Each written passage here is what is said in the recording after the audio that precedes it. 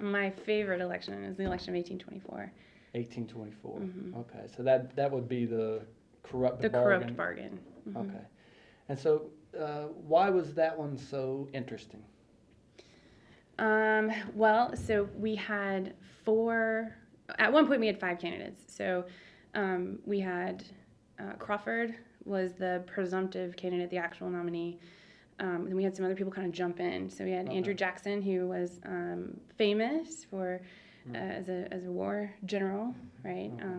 So we had Andrew Jackson. We had John Quincy Adams, who was by all accounts very presidential. So almost groomed, right? Coming from his family, right? Groomed to be president. And then we had Clay, who was the Speaker of the House, Henry Clay. And so, and at one point Calhoun was a part of the election, but he ended up dropping out. So, but we had a lot of people, a lot of characters. I didn't know Calhoun was part of it. Mm-hmm. Okay. He decided to hedge his bets on the VP slot and dropped out early on, but he was a part of it. So there were 5 candidates, mainly 4 from the majority of the story. And they're all interesting. So they all have kind of interesting personalities.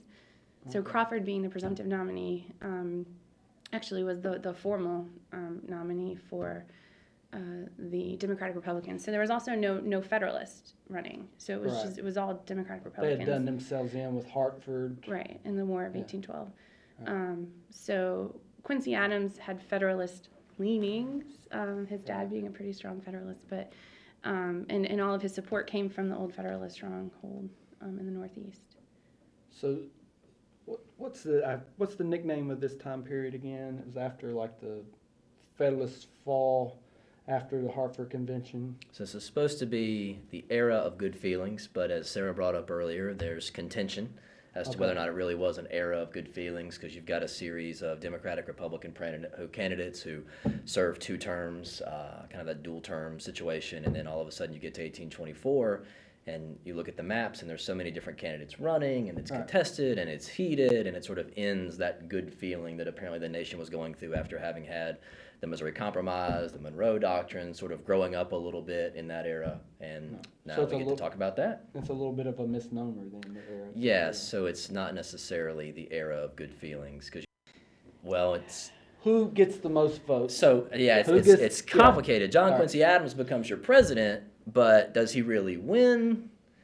Yes, he's president. He technically wins, but really the next 4 years is Andrew Jackson already starting his next campaign for 28, and Adams' presidency only wins. Okay. It's his election to lose. So he wins the popular vote. He wins the electoral vote. John Quincy Adams comes in second. But there's no majority. He doesn't hold a clear majority. And so the election gets thrown to the House. Why does it go to the House? So Clay drops out. Depends on which side of the story you're on. If you're a Jackson supporter, you're going to say that Clay and Quincy Adams made a corrupt bargain. They made a deal. And that deal was, you swing all your people to me, however very few there were, but you swing them to me, and you can become my Secretary of State. Okay.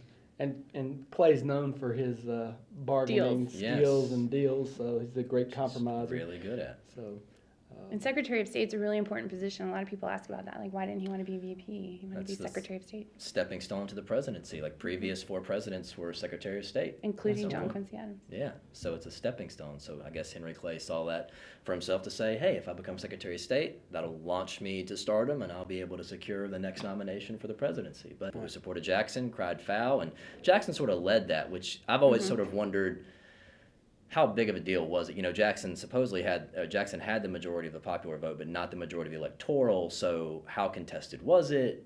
Right. Was there really that much of an issue with it? But it kind of wrecked John Quincy Adams' presidency. I mean, 4 years, it was rife with turmoil. He wasn't really well liked. So the majority, because he didn't get a majority, but he got more of a majority than John Quincy Adams.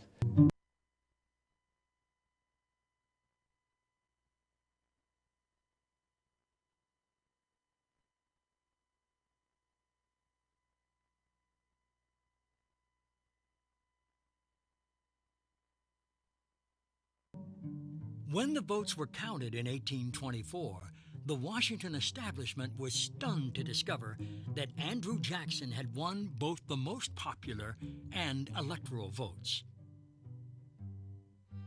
But with 4 men dividing up the electoral vote, Jackson did not win a majority, and the election was thrown into the House of Representatives. Speaker of the House Henry Clay had finished last and was out of the running, but he had enough support to play kingmaker. Clay believed with all of his heart that Andrew Jackson was unfit to be president, so he threw his support to John Quincy Adams, and with it, Adams was elected president. Adams then immediately offered Clay the job of Secretary of State. Outraged Jackson supporters began railing against what they were convinced was a corrupt bargain between Washington insiders to steal the presidency from Andrew Jackson.